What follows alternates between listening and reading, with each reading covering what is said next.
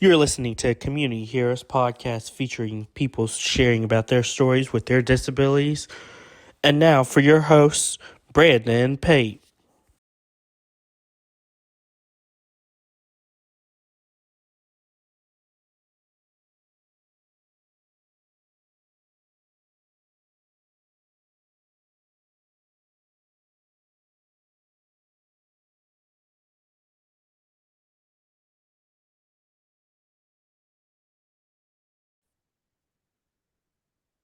Welcome back to Community Heroes podcast. In today's episode, I had the privilege to interview the U.S.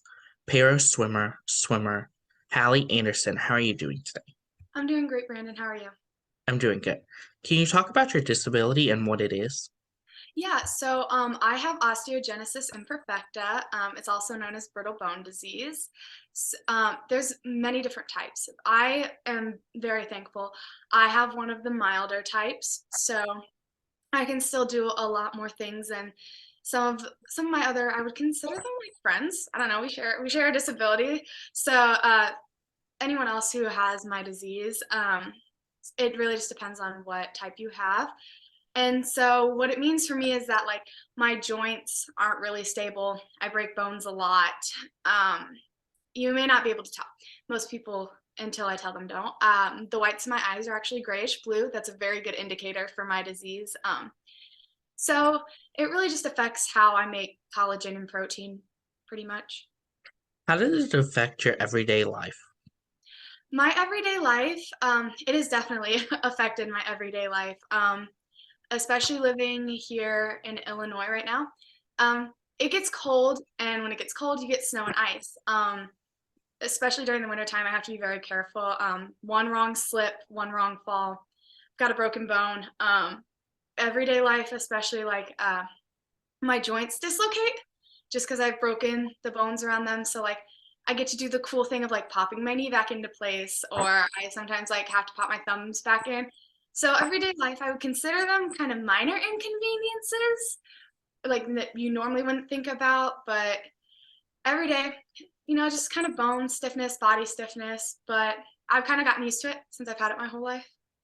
How's it been like obviously getting into adaptive sports? Um, it was a journey. I didn't know about it until later on in my life, my freshman year of like high school. So getting into adaptive sports was really nice for me. I definitely think it gave me a sense of community, especially not just for me, but for my parents, because my parents hadn't not really met anybody else like that had a child with brittle bone disease, or really anyone else who had kind of struggled like we'd struggled. So I think while it gave me a community, it also really gave them a community of people to talk to and to kind of grow with. So I think getting into it took a little while. It took a little longer than those, but I'm definitely glad we got into it. While facing your challenges with your disability, how has being able to compete in swimming helped you to have that outlet? Um, I would say it's probably what kept me sane. Growing up, I played a lot of sports because my parents didn't want to limit me.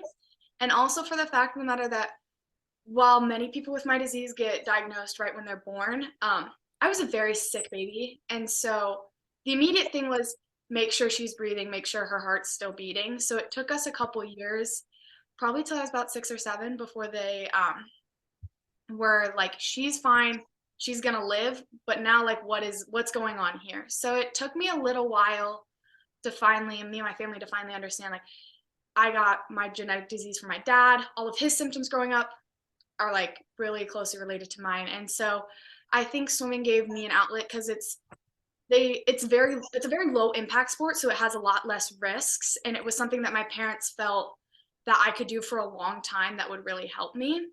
And just because like obviously I break bones a lot, I'd be in like the little water casts. So I would still be splishing around having fun just with little casts.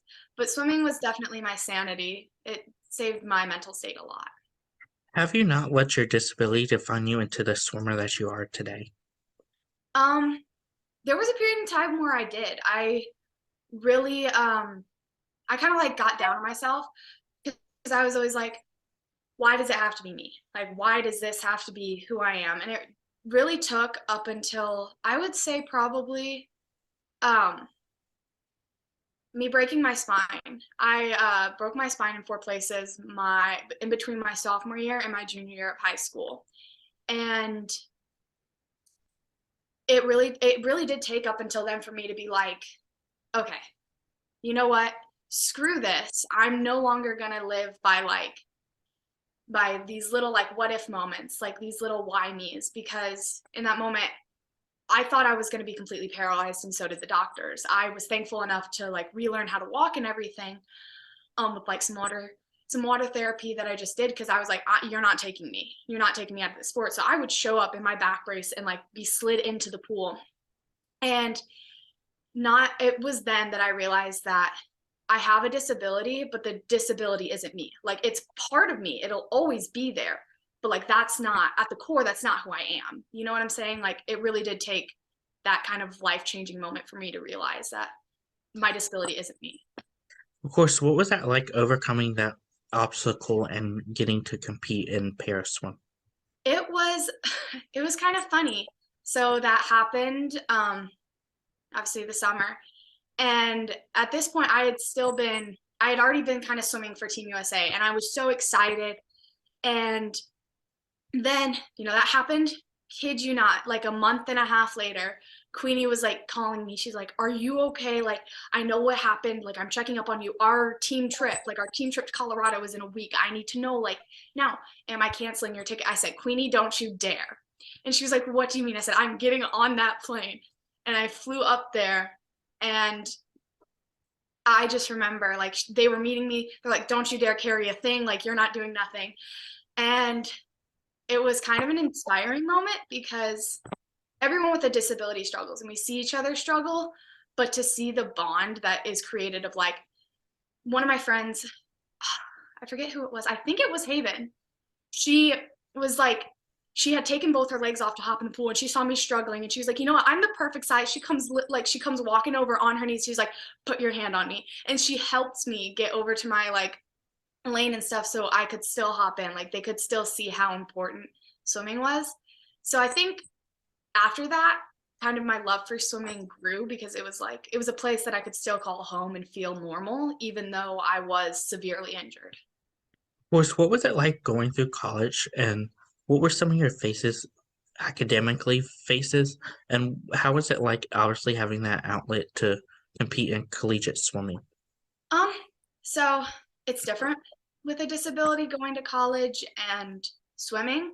I would say like college academic wise, I love that I chose a small school, because I don't want to say everyone knows me, but most professors do know me. Like most of the academic office knows me, and they're like, "Oh, hey, Hallie, like what's up? Like how you doing? Your body doing good today?" And I'd be like, "Yeah." Or my professors, like when I broke my spine, when it fused back, I lost a lot of feeling in my legs. So sometimes, it's not a good body day and my legs just are not working the best. So they're like, "Do you need help in?" I'll be like, "No, I got it." They're like, "Okay, just let me know." And so academic wise, I didn't really have as much of a struggle, just because I chose a small school and everyone kind of knew me. And then college wise, I came in fully letting my coaches know, this is what I've got. It like if you can't handle that, I understand. I get that. Some coaches it's a lot. For some coaches it's a lot. And they're like, "It's not too much for us. Like, come on over." And I was like, perfect. So they definitely were very adaptive. Like if I needed to pull a set, they'd be like, "Okay, we'll modify to pull." Or if my left leg just pieced out for the day, they'd be like, "All right, well, put a fin on your right leg so that way you can still kick and stuff." And I was like, "Well, how's that going to work?" They looked at me dead in the face one time. They said, "How does it work for your friends that only have one leg?" And I said, "Touche, touche. You brought up a good point there." So they were very good about making sure that I felt included and felt like a swimmer. What is that like, obviously getting to swim with those able-bodied swimmers, and how has that been like getting to compete with able-bodied swimmers? Um, I would say before I knew paraswimming, I thought it was very standard, very cut and dry. After being around a lot of the paraswimming community, it I want to say it's less frustrating, because when I wasn't there and I didn't know, it was very frustrating for me. I was like, "Well, how can they do all of this? Like my body doesn't move that way. Like how are they doing it?" And then after being around para, I'm like, "Well, that's just because they're built different, honey. Like you're built different than them. They're built different than you." and that's just how it goes. So I would say being around able-bodied swimmers, especially in this day and age, they're a lot more accepting and a lot more, I don't want to say like curious, but I guess curious, because they'll ask me, like they won't stare, you know what I'm saying? Like they'll just come ask me. They'll be like, "Hey, I noticed this is happening. Like, can I ask what's going on?" I'll be like, "Yeah, I'll tell you." And so I think now swimming with able-bodied swimmers it's pretty good. I would still say that swimming with paraswimmers is my favorite. It will always be my favorite. How has obviously being able to swim with able-bodied swimmers made you into a stronger swimmer, getting able to swim with paraswimmers? Ooh, that's actually a really good question. It helps a lot because I think being with able-bodied swimmers, it pushes you because I can't speak for everyone. I'm a pretty competitive person, so like if there's a stroke that I can do relatively close to my able-bodied friends, I'm like, I'm gonna do it. And since I am very much so an upper body athlete, because I have my limited range of motion is my lower body, so my upper body is pretty good. So like pulling, you ain't gonna catch me slacking pulling. Like they would help, they would push me to make sure that like my pulls were strong, that my technique was good. So I think that being able to swim with them definitely helped me in the para world because it made me kind of like get through a mental block of, because I'm a para swimmer, I can't do this. They'd be like, I've seen you do this. Yes, you can. So it's kind of like the mental block of I can't do this kind of got broken down. So What was that feeling like getting to make the Team USA's para swim team? um it was really fun. It was in Cincinnati when I first made my first cut and didn't really know what was going on until my teammates told me like, hey, you just talked to Queenie, the coach of Team USA. I was like, oh, cool. Um, and it was a great moment with them because it was like a family moment. I don't know. He was my coach at the time, was his name was Scott. He was so proud of me. He was like, "Oh my gosh, you just did this." And I was like, "Scott, I don't know what I just did, but I did it." And we had actually all kind of driven up together, and so we went to Jimmy John's after to celebrate, and we ate Jimmy John's. So I was just happy as can be. I also got Jimmy John's, so I got food. How has your experience been like getting able to swim for the Team USA? My experience overall has been amazing. I was lucky enough to make it to the World Para Swimming Series. I was lucky enough to go to Arizona with them, and I was lucky enough to go to the 2019 Para Pan American Games in Lima and spend 2 weeks in the Olympic Village.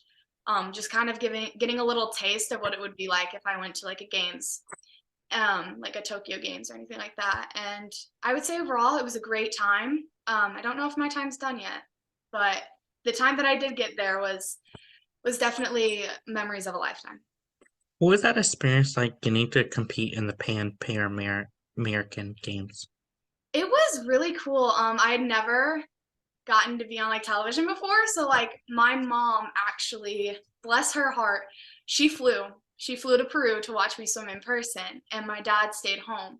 And he recorded the whole thing, mind you, to see all my friends and everybody.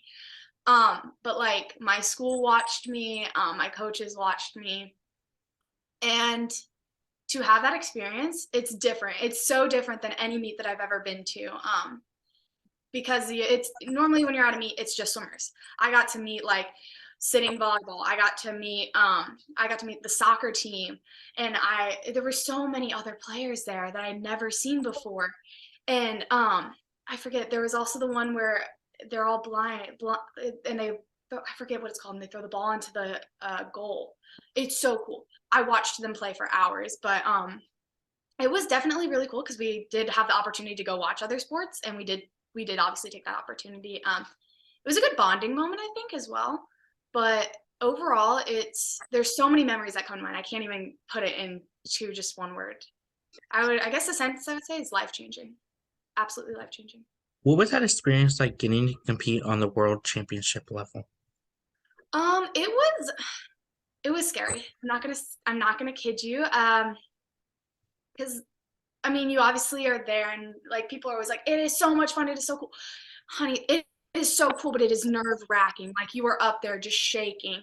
And like it's different than just putting on like, your team like a college team suit or a college team warm up. Like I get to represent an entire country. I also get to represent this like transformative idea in a sense of that people sometimes have a hard time to grasp that para athletes are just like are as equivalent as normal athletes. And I think that that holds a lot of weight because you are that representation.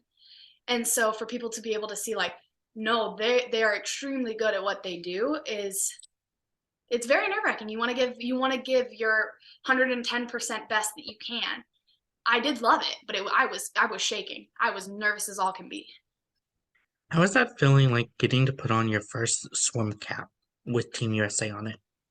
It was emotional. I originally when you make the team, you just get like the regulation like flag cap. But when I got my cap with my name on it, I was crying. I was very emotional. Queenie gave it to us on our first like day in Lima at the pool, and she was like, "Okay, guys, go warm up." I'm still sitting there like silently crying, just staring at the caps that I have in my hands. She's like, "Hallie, you got to go put your suit on. It's time for warm up." So like, just give me one more minute. She's like, you can look at it on you if you just go to the locker room. I was like, okay. So I went and I put my suit on and I put my cap on and it was euphoric, mind you, because you're like, I'm here. I did this. And they're so smooth. They're like the freshest caps you'll ever get, mind you. But yeah, I was just I don't want to say distraught, but I was just so happy. I didn't know what to do. How has your experience been like, obviously representing the disability community as a para swimmer? My experience has been pretty good actually. I do like to think that because I look more normal than some other people with disabilities. Like I have all my limbs and stuff. So like when people come up to me and they're like, "You're a para swimmer, but how?" I don't take it as a rude thing. I'm like, okay, you're curious. And so I do try and advocate for like obviously visual disabilities, but also kind of more like invisible disabilities. And I'm like, this is kind of like this is what I have. This is what like it does to me. This is what my daily life looks like. But I always try and emphasize like I have all of these disabilities, but that doesn't mean that I'm incapable of doing something. It just means that I may need to ask for help, or maybe it just takes me a little bit of extra time. But just because I have a disability or I am disabled, it doesn't mean that I'm incapable. It just means that I have some other challenges that we may need to work with along the way. Of course, being a professional athlete, how has that been like, obviously being able to have a disability and obviously advocate for your disability? It's honestly been one of the most rewarding things. I did some volunteer, like going back and just when they would have fundraisers or stuff for my team here in the Midwest, DASA. Um, Being an advocate for my disability, I feel like has been a very rewarding experience. You obviously get people like coming up to you, being like, "Oh my gosh, you swam the breaststroke in Lima. Like, can I have your autograph?" But what really sticks with me is like all the little kids that come up to you and are like, "You kind of look like me. Like, I have this and you have this, but you look like me and like you did this. Like, I think I can do this." And seeing that like I can be an inspiration to let other people know, like other people with disabilities know that you don't have to limit yourself. Like whatever limitations you put on yourself are what you put. Like if someone else tries to put a limitation on you, they don't necessarily know you. So like you take that limitation, you say, "Not today. Just not today." How have you overcome your obstacles in getting to compete in the college swimming along with competing on the national level? I would have to say I didn't overcome my obstacles by myself. I have a very good support system of my family, and I would have to give a lot of credit to my mom, my dad, and my boyfriend.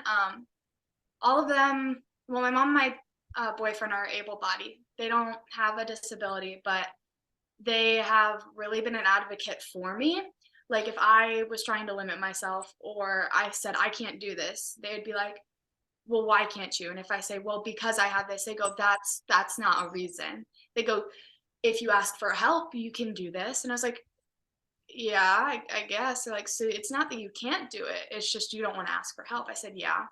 So they've been a really big advocate of me learning to like asking for help isn't bad. Asking for help's not a wrong thing. And I think my dad really taught me to be an advocate because he didn't have anyone to be that person for him. So like he's so inspired by me that and like just so proud that I can be an advocate that I think just his pride in what I do really helps me to continue to be an advocate in not only sports but in just like everyday life.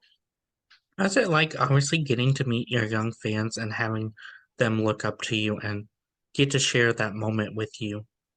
I think it's really like it's kind of surreal because I mean even like big college athletes when they see like little kids come up to them they're always kind of shell shocked because like I am pretty young, but to know that there's a younger generation out there that's looking up. I've even had some able-bodied swimmers come up to me, like, "You're so cool, Miss Hallie." Like, I coach. And all of my swimmers know, they know I'm disabled and they love that. Like, they'll go around and brag about it. And so some of them, one of the little girls came up to me and she was like, "Coach Hallie, can I be like you someday?" I was like, "Well, honey bunch, I mean, you can definitely go swim out your dreams, but like I don't know if you're gonna be just like me." She goes, "No, not like that. Can I still be an inspiration?" And that just shook me. And I was like, "Of course you can be an inspiration." She's like, "Really?" I was like, "Oh yeah, honey." So like to hear even from little ones, like you're an inspiration, it gets right in your heart. How's that experience been like obviously getting to coach those young athletes? Really good. I think it goes back to your point about like advocating because a lot of the kids they see me as their coach, but then they also understand that I have disabilities. So like it's a very good teaching moment for them to I don't want to say desensitize them, but it makes them more culturally aware because sometimes like kids will say things and like they don't know it could be hurtful. And so like some of my swimmers have said like some mean things about how someone's swimming and I looked at them and I said, "Guys, what if they're like me? Would you say that stuff to me?" And they said, "No." I said, "Well, they could be just like me and you don't know that. Have you asked them?" They said, "No." I said, "Well, before you maybe make those comments about someone, maybe ask them like, do you have a disability?" The kid does and it turns out that they didn't know. And when they did, they're like, "Oh my gosh, I'm so sorry. Like I didn't know." I was like, "See, all you guys have to do is ask. It's okay to ask."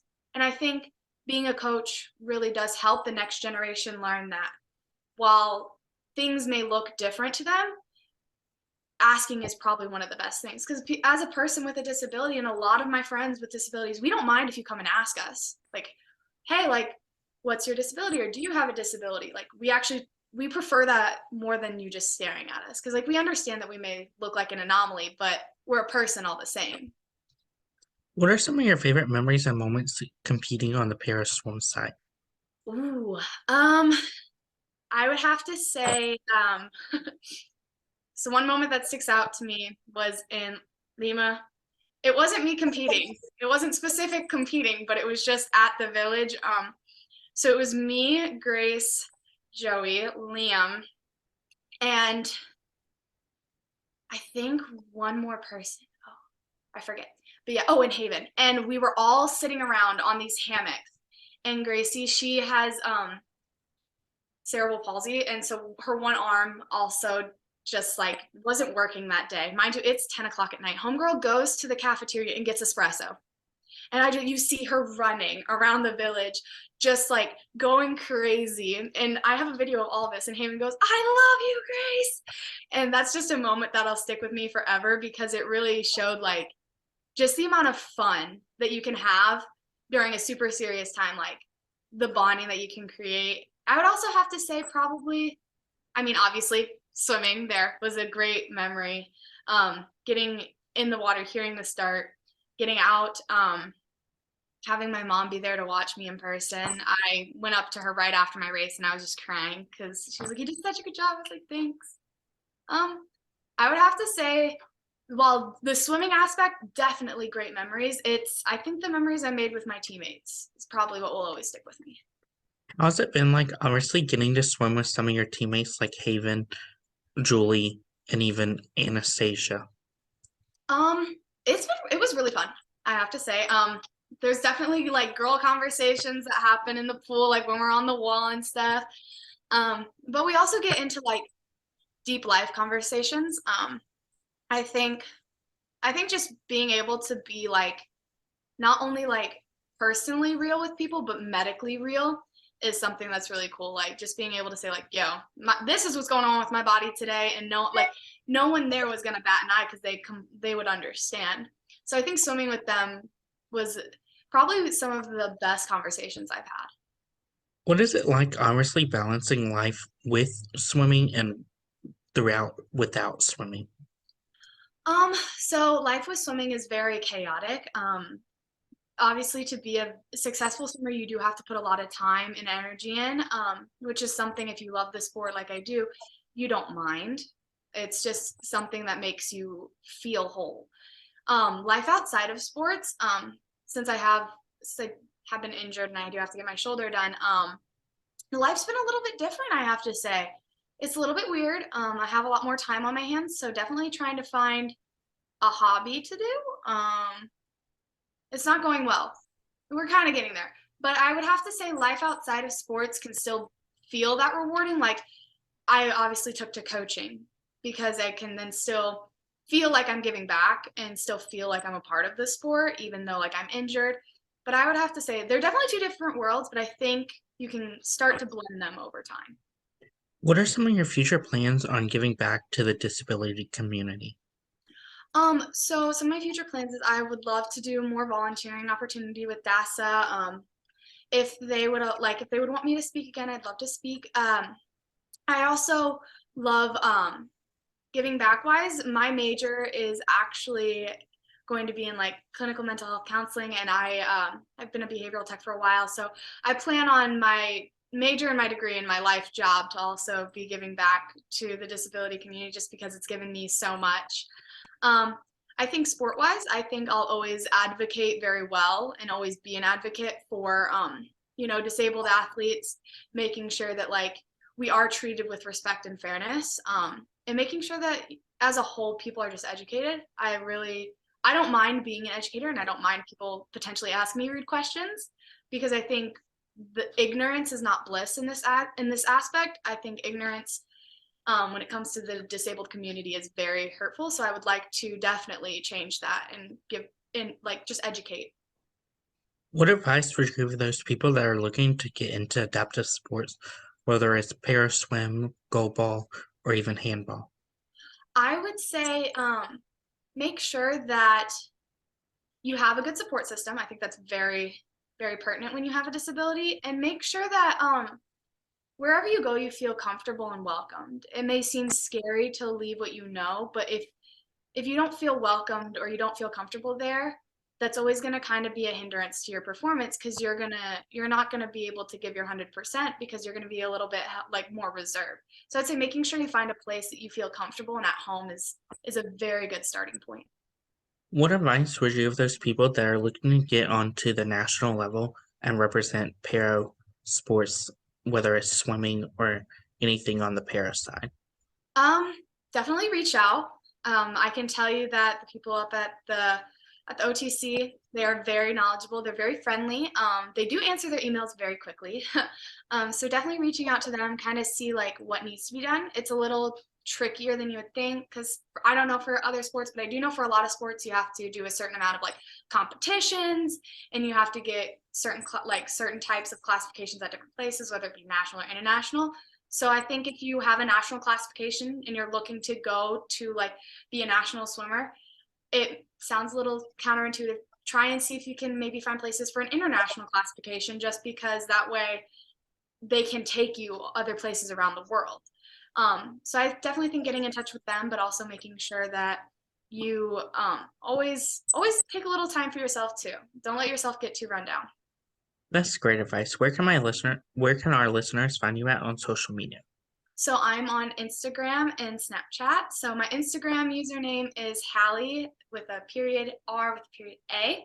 And then my Snapchat is Hallie RA. So that's where you can find me. Thank you again, Hallie Anderson, for your interview and best of luck in your future in the U.S. para swimming. Thank you, Brandon. You can find Community Heroes on Facebook at Community Heroes, Instagram at Community Heroes _NC, Twitter at com_heroes, and you can find us on YouTube at officially Community Heroes. Don't forget to like, comment, and subscribe. Thank you again, Hallie Anderson, for your interview and best of luck in your future. Thank you again, Brandon. You are watching Community Heroes. Please feel free to like, share, and subscribe to Community Heroes on social media and on YouTube.